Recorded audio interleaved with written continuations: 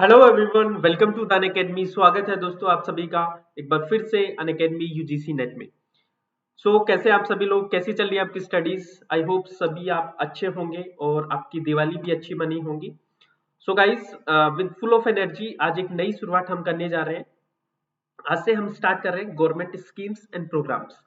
जो भी higher education से संबंधित आपके गवर्नमेंट के स्कीम्स एंड प्रोग्राम्स हैं, स्कीम्स एंड प्रोग्राम्स और जो भी गवर्नमेंट के न्यू इनिशिएटिव्स हैं उनको आज से हम शुरू करेंगे। और मैं डिटेल में आपको इनको बताने वाला हूं। हर एक इनिशिएटिव को हम डिटेल में डिस्कस करेंगे। और गाइज, यहां से क्वेश्चन हर बार निकलते हैं। फॉर एग्जांपल इस बार भी आपके काफी क्वेश्चंस हैं जो यहां से आए हैं 2020 वाले एग्जाम में, और आगे भी प्रोबेबिलिटी है कि ऐसे ही क्वेश्चन आपसे पूछे जाए इन द फ्यूचर। दोस्तों, आज के जो हमारे मेन जो टॉपिक रहेंगे वो है आपका एक जो ट्यूलिप।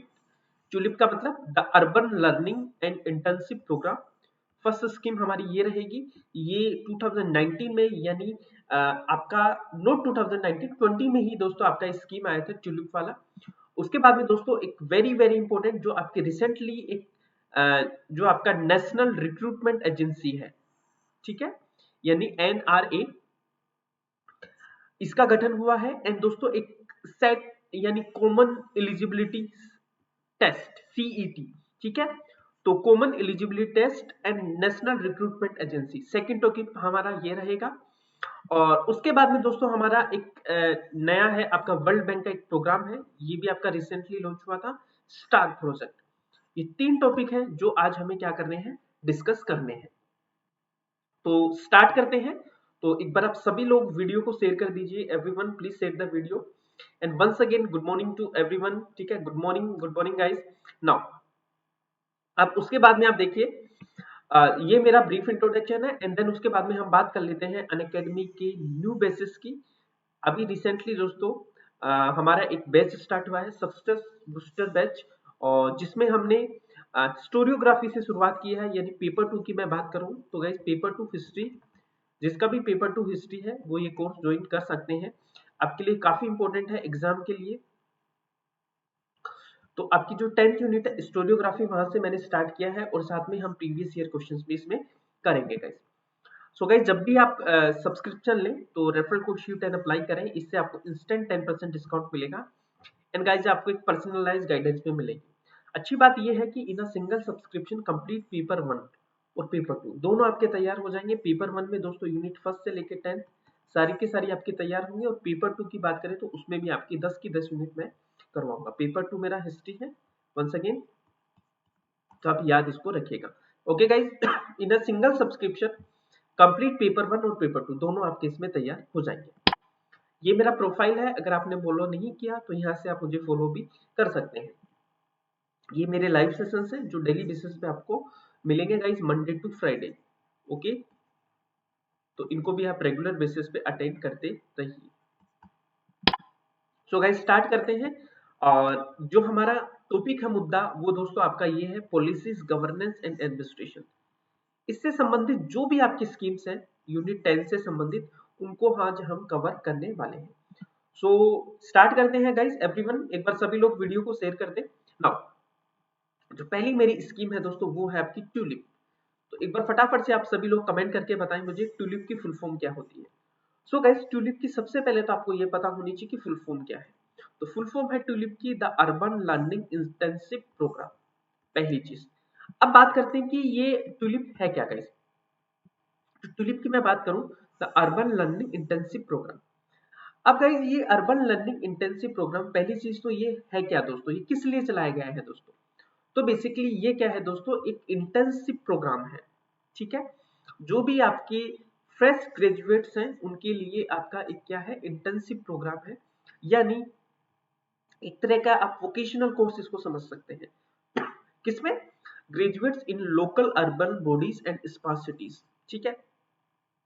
तो आपको एक ऐसा इंटेंसिव प्रोग्राम है, एक ऐसा डिग्री या डिप्लोमा आप समझ सकते हैं जो कि आपका किस में काम आएगा, अर्बन प्लानिंग में, अर्बन गवर्नेंस में। ये आप समझ सकते हैं, सिंपल सी चीज है। एक ऐसा डिग्री या एक ऐसा डिप्लोमा जो आपका किस में काम आने वाला है, अर्बन गवर्नेंस में। तो देखिए क्या है, what it is it is a dedicated program offering internship to fresh graduate in all urban local bodies and smart cities across the country in the domain of urban governance. तो ये है आपका tulip, यानी आपका basically एक internship programme है, एक diploma आप समझ सकते हैं, एक एक प्रोग्राम आप समझ सकते हैं जो कि आपका काम किस में आएगा, अर्बन गवर्नेंस में। ठीक है, स्मार्ट सिटीज का नाम आपने सुना होगा, और अर्बन लोकल बॉडीज के गवर्नेंस के लिए जो डिग्री या जो प्रोग्राम्स आपका काम आने वाला है वो है आपका ट्यूलिप। अब बात आती है कि दोस्तों ये ट्यूलिप चलाए किसके जा रहे हैं, इसमें कौन कौन सी बॉडीज इन्वॉल्व है, इसकी इंप्लीमेंटिंग एजेंसीज कौन सी है। तो सबसे पहले तो बात करेंगे मिनिस्ट्री ऑफ एजुकेशन, है ना, उस टाइम पे इसका नाम एचआरडी था, अभी इसका नाम हो चुका है मिनिस्ट्री ऑफ एजुकेशन। सबसे पहले तो ये याद रखनी है आपको। उसके बाद में बात करते हैं दोस्तों ministry of housing and urban affairs. तीसरा है दोस्तों all India council for the technical education यानी एआईसीटी। तो प्लीज इसको टेक केयर, इसको याद रखें ना, भूलना नहीं है कि ministry of education, ministry of housing and urban affairs, then आपका है दोस्तों all India council for the technical education. ये थ्री इसकी क्या है, इंप्लीमेंटिंग बॉडीज। उसके बाद में बात करते हैं कि एलिजिबिलिटी क्राइटेरिया क्या है दोस्तों, कि इस कोर्स को या इस डिग्री को या ये इंटर्नशिप प्रोग्राम है गाइस, बेसिकली इसको कर कौन सकता है। तो इसको दोस्तों एक सबसे पहले क्राइटेरिया तो क्या होगा, इंडियन सिटीजन होना चाहिए, ओके, और उसने अपनी जो कॉलेज है वो कंप्लीट कर ली या फाइनल ईयर में होना चाहिए, है ना, या उसके पास बीटेक की डिग्री हो, बी प्लानिंग की डिग्री हो, B Arch, BA, BSc, BCom, LLB, ये डिग्रीज उसके पास में होनी चाहिए गाइस। तो ये चीज आपको याद रखनी है, भूलना नहीं है।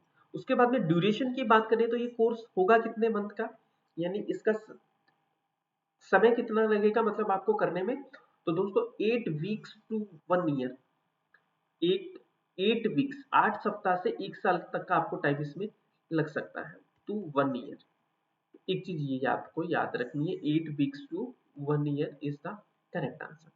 उसके बाद में दोस्तों कमिटी, तो जो कमिटी है गाइस वो कौन सी है आपकी, जो कमिटी के मेंबर्स थे वो कौन से थे आपके, जो chairmanship of secretary housing and urban affairs include chairman and AICT. ठीक है, ये सारे के सारे दोस्तों इसके क्या है, बेसिकली मेंबर्स है। एक तो आपका हाउसिंग और अर्बन अफेयर की जो सेक्रेटरी है ये है आपके, है ना, और एआईसीटी के जो चेयरमैन है वो आपके इसके क्या है, मेंबर्स हैं दोस्तों, है ना। Steering committee under the chairmanship of secretary housing and urban affairs including chairman of AICT, और भी इसके ऑफिशियल्स हैं जो इसके मेंबर्स हैं, जो इस प्रोग्राम को क्या करेंगे, रिव्यू करेंगे ऑन द पीरियोडिक बेसिस। ठीक है, टाइम टू टाइम इसको रिव्यू करते रहेंगे कि ये कितना वर्क कर रहा है, क्या इसकी सक्सेसफुल रेट है, क्या इसकी रेटिंग चल रही है, वो सारी की सारी चीजें ये स्टीयरिंग कमेटी है उसके द्वारा रिव्यू की जाएगा ऑन द पीरियोडिक बेसिस। अब मुद्दा ये उठता है कि इसकी सिग्निफिकेंस क्या है, यानी इसकी उपयोगिता क्या है गाइस। तो उपयोगिता की मैं बात करूं तो it would help enhance the value to market of Indian graduates and help to create a potential talent pool in diverse field like urban planning, transport, engineering, environment and municipal finance etcetera. पहली चीज यही है दोस्तों कि जो हमारी industry की जो डिमांड है, जो हमारी मार्केट की जो डिमांड है, उस हिसाब से हमें क्या करने हैं, जो ग्रेजुएट्स हैं उनको क्या करना है, प्रोड्यूस करना है। यानी आज की जो डिमांड क्या है दोस्तों, अर्बन प्लानिंग की, ठीक है, एक अच्छा ट्रांसपोर्टेशन सिस्टम होना चाहिए आपका, है ना, एनवायरमेंट, म्युनिसिपल फाइनेंस। तो इसके लिए आपको क्या करने हैं, ग्रेजुएट्स तैयार करने हैं थ्रू द ट्यूलिप। जो अर्बन लर्निंग इंटेंसिव प्रोग्राम है उसके लिए आपको क्या करना है, जो आपके ग्रेजुएट्स हैं उनको क्या करना है, तैयार करना है। तो ये था आपका ट्यूलिप। अब बात आती है दोस्तों की और इसके क्या काम है दोस्तों। तो इससे क्या है कि आपका boost community partnership and government academia industry civil society linkages, है ना। तो इससे क्या होगा, आपकी जो कम्युनिटी पार्टनरशिप है वो भी बढ़ेगी और government academia industry civil society जो लिंकेजेस है वो भी बढ़ेंगे गाइस। अब दोस्तों जो हमारा एमएचआरडी का नाम चेंज अभी हो चुका है मिनिस्ट्री ऑफ एजुकेशन, और ये क्वेश्चन इस बार 2020 वाले एग्जाम में भी आपका पूछा गया था, अगर आपको पता हो तो 24 सितंबर वाले एग्जाम में ये क्वेश्चन आपका आ चुका है ऑलरेडी। तो अब जो मिनिस्ट्री ऑफ एजुकेशन है ना, और जो एआईसीटी है, एआईसीटी का मतलब क्या होता है दोस्तों, all India council for technical education. तो ये आपको याद रखना है, all India council for the technical education. ये क्या है दोस्तों, इन्होंने एक टारगेट रखा है कि 1 करोड़ सक्सेसफुल इंटर्नशिप करनी है हमें 2025 तक। ठीक है जी, तो 2025 तक इनको 1 करोड़ इंटर्नशिप ऐसी करवानी है। ये टारगेट है हमारा मिनिस्ट्री ऑफ एजुकेशन का और एआईसीटी का। ओके, तो ये आपको याद रखना है। अब दोस्तों थोड़ी सी इंफॉर्मेशन अपन ले लेते हैं स्मार्ट सिटी मिशन के बारे में। ठीक है, तो जो स्मार्ट सिटीज मिशन है उसके बारे में भी जानकारी ले लेते हैं। तो सबसे पहले तो ये याद रखना गाइस, स्मार्ट सिटी मिशन है वो आपका 2015 में इसका लॉन्च होता है ना। अब ये याद रखना है इसकी नोडल मिनिस्ट्री कौन सी है। नोडल मिनिस्ट्री है दोस्तों ministry of housing and urban affairs. Finance कौन करता है दोस्तों, सेंट्रली स्पॉन्सर स्कीम है। ठीक है, सेंटर क्या करती है, इसको स्पॉन्सर करती है। अब एम क्या है दोस्तों, एम ये है कि to develop 100 smart city across the country by 2022। 2022 तक 100 हमें स्मार्ट सिटीज उनका डेवलप करना है गाइस। ओके, ऑब्जेक्टिव क्या है दोस्तों, इसके उद्देश्य क्या है। उद्देश्य ये है to promote sustainable and inclusive city that provide core infrastructure and give a decent quality of life of citizen, है ना। a clean and sustainable environment and application of smart solutions, जहाँ पे आपको अच्छा एनवायरनमेंट मिले, आपको एक डिसेंट लाइफ मिल सके, आपको सारी सुख सुविधाएं मिले, है ना, और आपको सारे के सारे स्मार्ट सॉल्यूशंस मिले। तो ऐसा एक ऑब्जेक्टिव है, ऐसी हमें 100 सिटीज क्या करनी है, डेवलप करनी है। अब दोस्तों आपसे क्वेश्चन है मेरा कि रिसेंटली स्मार्ट सिटीज में कौन से सिटीज है उसको इंक्लूड किया गया है, रिसेंट इंक्लूडेड सिटी। और ये चीज मैंने आपको एक क्वेश्चन करवाया था दोस्तों स्पेशल क्लासेस में, रिसेंटली इंक्लूडेड सिटी। तो नाम बताओ फटाफट से, कौन सी सिटी को रिसेंटली स्मार्ट सिटी की कैटेगरी में भी इंक्लूड किया गया है गाइस। ओके, तो आई होप आपको समझ में आया होगा गाइस। ये था आपका TULIP programme, the urban learning and internship programme. देखिए मैं एक बार क्विक रिकैप आपको करवा देता हूँ फटाफट से। सबसे पहले बात की तो ट्यूलिप की फुल फॉर्म क्या है, तो ट्यूलिप की फुल फॉर्म याद रखिएगा, the urban learning internship programme. किस लिए चलाया गया है, ये एक इंटर्नशिप प्रोग्राम है जिससे कि हमारे जो अर्बन लोकल बॉडीज और स्मार्ट सिटीज में हम फ्रेश ग्रेजुएट को मौका दे सकेंगे। नौ, अब इसमें होगा क्या दोस्तों, इसमें क्या है कि आपका बेसिकली 8 मंथ टू 1 ईयर का आपका डिप्लोमा सॉर्ट ऑफ इंटर्नशिप रहेगा, जिसमें भी आपके जो ग्रेजुएट्स हैं वो स्मार्ट सिटीज, ठीक है, और अर्बन लोकल बॉडीज रिलेटेड जो नॉलेज है उनका, जो बेसिकली गवर्नेंस का जो है डोमेन ऑफ गवर्नेंस उसकी वो क्या कर सके, इंटर्नशिप कर सकेंगे। बॉडीज की बात करें एचआरडी मिनिस्ट्री यानी मिनिस्ट्री ऑफ एजुकेशन एआईसीटी, है ना, और ministry of housing and urban affairs इसकी इम्प्लीमेंटिंग एजेंसी है। BTech, B planning, B R, B A, B S C, B com, LLB ये एलिजिबल है दोस्तों, है ना। एक value to market of Indian graduates हो सके, है ना, ये सारी चीजें इसके क्या है, मकसद है। तो ये था हमारा ट्यूलिप। आई होप आपको समझ में आया होगा, समझ में आया तो एक बार थम्स अप करके बताएं कि सर क्लियर है। ओके, अब उसके बाद में हमारा नेक्स्ट है दोस्तों नेशनल रिक्रूटमेंट एजेंसी यानी एनआरए। सबसे पहले तो आपकी फुल फॉर्म भी आपको क्लियर होनी चाहिए दोस्तों।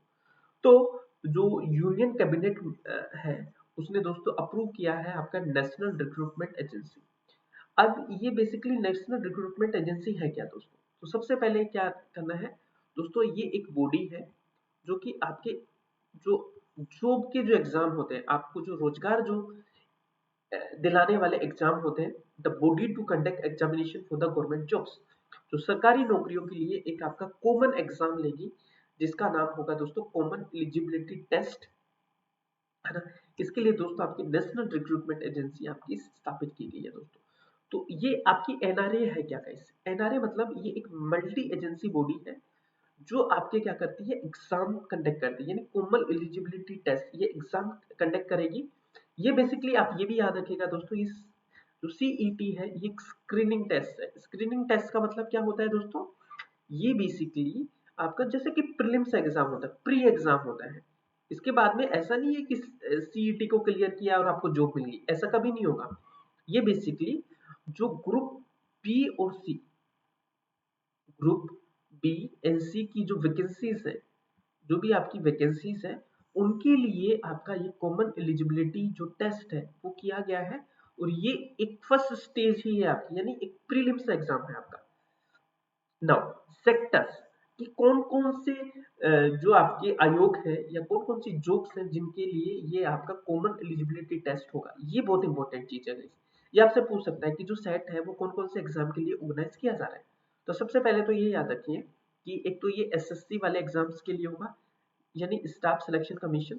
एक उसके एक आपका रेलवे के लिए होगा, और ये एक आपका बैंकिंग सर्विसेज के लिए होगा। पहले दोस्तों एसएससी ही करवा रहा था, अभी जो रेलवे के एग्जाम हो रहे हैं वो आरआरबीज करवा रहे हैं, और अभी जो बैंकिंग के जो एग्जाम होते हैं मोस्टली आईबीपीएस कंडक्ट करवाता है आपका। अब ये सारे के सारे एग्जाम कौन कंडक्ट करेगा दोस्तों? ये आपका NRA, national recruitment agency conduct करने वाली है थ्रू द सीईटी, यानी कॉमन एलिजिबिलिटी टेस्ट के द्वारा। इतनी बात समझ में आई? अब दोस्तों आगे बढ़ते हैं। अब बात करते हैं कंपोजिशन क्या क्या है। यानी ये जो नेशनल रिक्रूटमेंट एजेंसी है, ये इसके मेंबर्स कौन कौन से होंगे, इसके चेयरमैन कौन होंगे दोस्तों?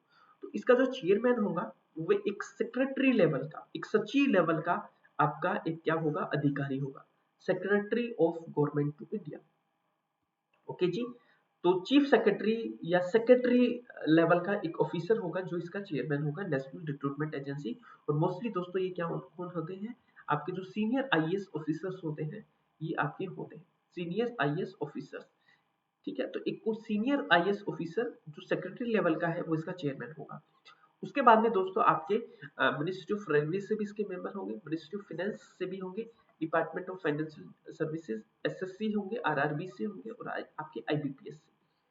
ठीक है, मिनिस्ट्री रेलवे मिनिस्ट्री से होंगे, फाइनेंस मिनिस्ट्री से होंगे, एसएससी से होंगे, आरआरबी से होंगे, यानी और आईबीपीएस से होंगे। आरआरबी याद रखो दोस्तों, रेलवे के एग्जाम अभी एट प्रेजेंट कंडक्ट करवा रहा है आपके। आईबीपीएस मैंने बताया बैंकिंग के लिए एग्जाम कंडक्ट करवाते हैं, और एसएससी आपको पता है कि एसएससी आपका जो कर्मचारी चयन आयोग है वो डिफरेंट डिफरेंट डिपार्टमेंट्स में वहां से रिक्रूटमेंट होते हैं।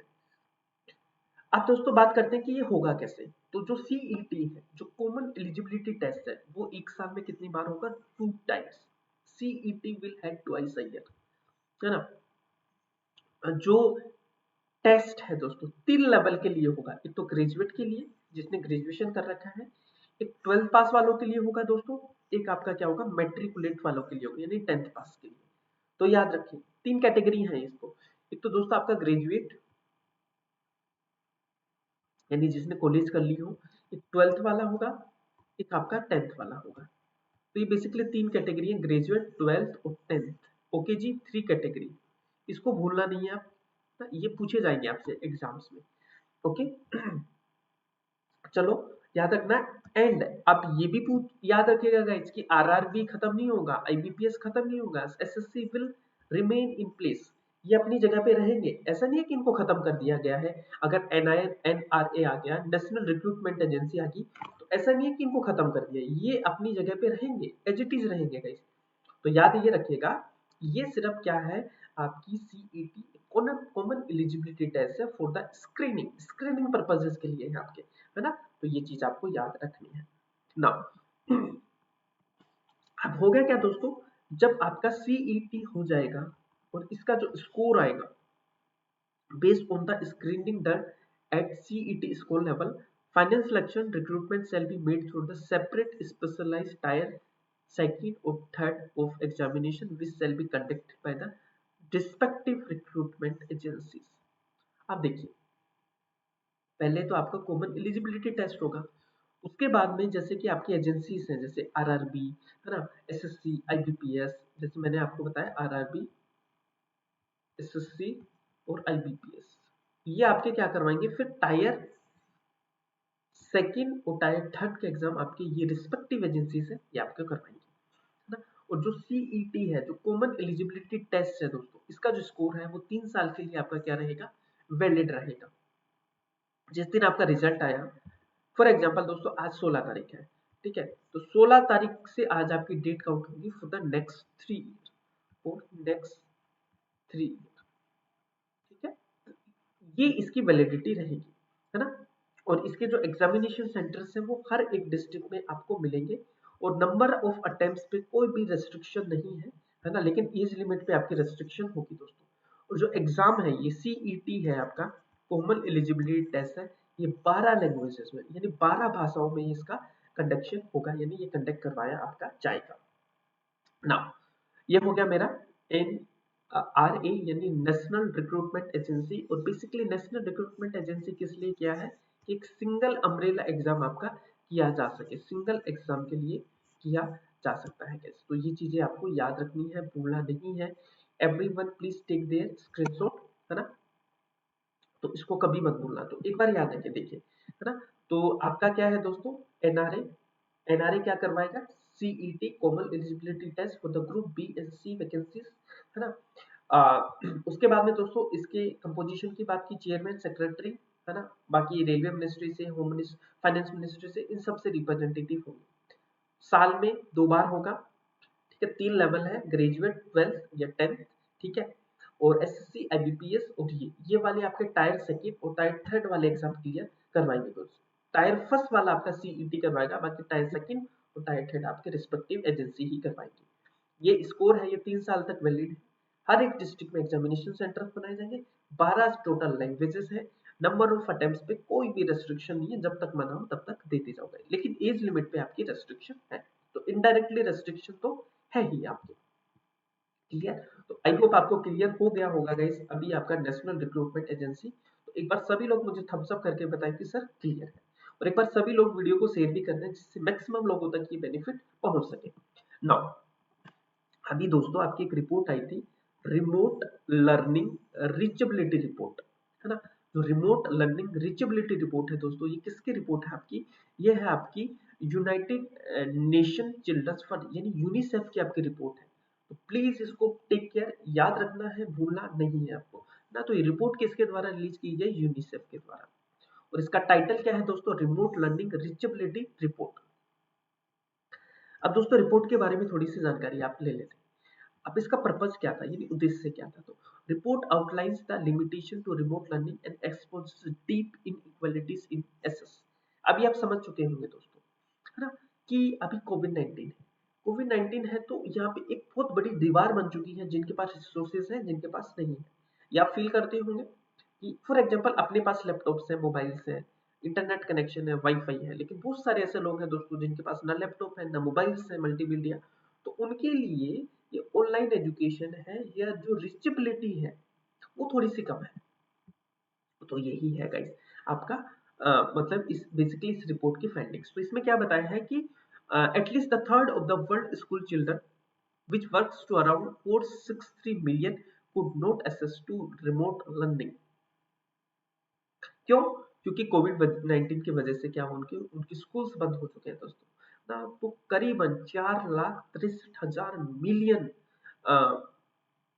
ठीक है, 463 मिलियन, सॉरी, 463 मिलियन आपके ऑलमोस्ट जो स्टूडेंट है वो इससे क्या कर रहे हैं, सफर कर रहे हैं दोस्तों। इंडिया की बात करूं तो 1.5 million schools are close because of the pandemic, है ना।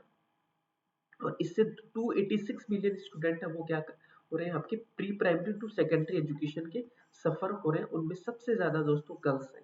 और ये मैंने आपको पहले भी बताया, जब भी कोई पेंडेमिक, एपिडेमिक या कोई प्राकृतिक आपदा होती है तो सबसे ज्यादा जो वल्नरेबल ग्रुप्स होता है वो आपके बच्चे होंगे, बूढ़े होंगे और महिलाएं होंगी। ये सबसे ज्यादा उसमें क्या होते हैं, सफर होते हैं guys। तो गर्ल्स को तो पहले भी आपको पता है कि due to security reason parents थोड़ा सा कम ही भेजते थे, अभी और थोड़ा सा वो कम हो गया है। तो ये चीजें आपको याद रखनी है, भूलना नहीं है। तो बस सिंपल से 2-3 चीजें याद रखना है कि ये रिपोर्ट किसके द्वारा दी जाती है, इसका टाइटल क्या था, है ना। दूसरी चीज, इसमें मेन मेन फाइंडिंग्स क्या थी। तो मेन मेन फाइंडिंग्स आपको पता ही लग गया कि बहुत सारे जो चिल्ड्रंस है वो कोरोना की वजह से क्या हो रहा है, अफेक्ट हो रहा है उनका, है ना। नाउ अब दोस्तों very very important, very very important ये क्वेश्चन थोड़े से हैं, इनको थोड़ा सा देख लीजिए। क्यों देख लीजिए, क्योंकि आपसे पूछ सकता है री इमेजिन कैंपेन किसका है दोस्तों। तो ये री इमेजिन कैंपेन किसका है, ये ग्लोबल कैंपेन है यूनिसेफ का। किस लिए है, ठीक है, to prevent the COVID 19 pandemic from becoming a lasting crisis for children specially the most vulnerable children such as those affected by the poverty, exclusion or family violence. Very very important दोस्तों। ये री imagine campaign UNICEF का है। ये इसलिए चलाया गया है कि कोविड 19 की वजह से जो बच्चे सबसे ज्यादा प्रभावित हो रहे हैं गाइस, गरीबी की वजह से, है ना, फैमिली वायलेंस की वजह से, तो उनको क्या किया जा सके, उनको कम किया जा सके, है ना, उनको उनका जो दुख है उनको कम किया जा सके, उनकी जो सफरिंग्स है उनको कम किया जा सके। इसीलिए आपका यूनिसेफ ने री इमेजिन प्रोग्राम चलाया है। अब क्वेश्चन ये उठता है कि यूनिसेफ है क्या दोस्तों? तो ये क्या है? यूनाइटेड नेशन की एक क्या है, एजेंसी है, यूएन की एजेंसी है। किस लिए है दोस्तों? For providing humanitarian and development aid to the children world wide. जितने भी पूरे संसार के जो बच्चे हैं उनको ये एड प्रोवाइड करते हैं, उनकी हेल्प करते हैं दोस्तों, उनके जो डेवलपमेंट वर्क्स हैं उनमें ये मदद करते हैं। अब बात होती है कि दोस्तों ये जो यूनिसेफ है इसका गठन कब हुआ था? तो दोस्तों 1946 में इंटरनेशनल चिल्ड्रंस इमरजेंसी फंड आईसीईएफ की गठन हुआ था। उसी के बदल के दोस्तों यूनिसेफ आपका बन गया। हेडक्वार्टर याद रखिएगा न्यूयॉर्क में है। न्यूयॉर्क मतलब यूएसए में। तो ये आपका हेडक्वार्टर है। Clear everyone? तो आई होप आपको समझ में आ चुकी होंगी बातें। अब दोस्तों नेक्स्ट है हमारा वर्ल्ड बैंक स्टार प्रोजेक्ट। तो अभी आज का टाइम हो चुका है तो इसको हम कल कंटिन्यू करेंगे। ओके, कल हम आत्मनिर्भर भारत के बारे में भी थोड़ा सा पढ़ेंगे, ठीक है, स्टार प्रोजेक्ट के बारे में पढ़ेंगे और अपने बहुत सारे और प्रोग्राम्स बचे हैं उनको भी हम कवर अप करेंगे। So guys this is all for today. अब मुझे बताओ आपको कैसा लगा ऐसा सेशन। अब गाइस इसके पार्ट्स आएंगे आपको, पार्ट्स कल पार्ट 2 आएगा, आज पार्ट 1 था, ठीक है। तो डिफरेंट डिफरेंट पार्ट्स के थ्रू हम इस जो पूरा टॉपिक है आपकी जितनी भी गवर्नमेंट की स्कीम और इनिशिएटिव उनको कवर अप हम करने वाले हैं और साथ में कुछ क्वेश्चंस भी हैं जो कल से हम डिस्कस करेंगे गाइस। तो दोस्तों वन इन्फॉर्मेशन आपके लिए, अगर आपका पेपर 2 हिस्ट्री है, पेपर 2 हिस्ट्री है तो आपके लिए एक नया कोर्स लॉन्च हुआ है पेपर 2 हिस्ट्री का, और यूनिट 10 से हमने शुरुआत की है स्टोरियोग्राफी से। तो सक्सेस बूस्टर बैच में जिसको भी प्लस पे पढ़ना है वो एनरोल करवा सकते हैं गाइस, ठीक है। तो इसमें कंप्लीट हिस्ट्री की आपकी प्रिपरेशन हो पाएगी। 10 की 10 यूनिट है वो आपको करवाई जाएंगी on the plus course with detail notes, everything आपको मिलेगी गाइस। ओके, तो गाइस ये है मेरे लाइव सेशंस जो ऑन डेली बेसिस होते हैं, तो आप इनको भी देख सकते हैं, ठीक है। Monday to Friday, Monday to Friday, ठीक है। ये मेरा प्रोफाइल है, इससे जितने भी मेरे लाइव सेशंस हैं उनके रेगुलर नोटिफिकेशंस आपको मिलते रहेंगे ऑन द डेली बेसिस, ठीक है। और याद रखिएगा गाइस जब भी आप प्लस कोर्स ज्वाइन करेंगे तो रेफर कोड आप अप्लाई करेंगे शिव10, क्योंकि इसी से आपको मिलता है instant 10% discount. And guys complete paper 1 और पेपर 2 दोनों आपको इन अ सिंगल सब्सक्रिप्शन आपको मिल जाएंगे, ठीक है। तो कंप्लीट पेपर 1 और पेपर 2 की आपको तैयारी करनी है तो आप प्लस कोर्स ज्वाइन करो, टाइम वेस्ट मत करो। वहां पे आपको डिटेल नोट्स, डिटेल स्ट्रेटेजी और मेरे द्वारा आपको एक पर्सनलाइज गाइडेंस है वो भी दिया जाएगा अगर आप मेरा रेफरल कोड शिव10 अप्लाई करते हैं, है ना। इससे आपको 10% डिस्काउंट और एक्स्ट्रा 10% लेने के लिए आप अपने जो क्रेडिट्स हैं उनको भी अप्लाई कर सकते हैं। तो आपका टोटल डिस्काउंट 20% तक आपको मिल सकता है। ओके गाइज, तो guys this is all for today, है ना। थैंक यू सो मच, है ना। अगर आपको पसंद आए तो एक बार वीडियो को लाइक करें, शेयर करें और सब्सक्राइब करें। ओके गाइज, तो this is all for today, है ना।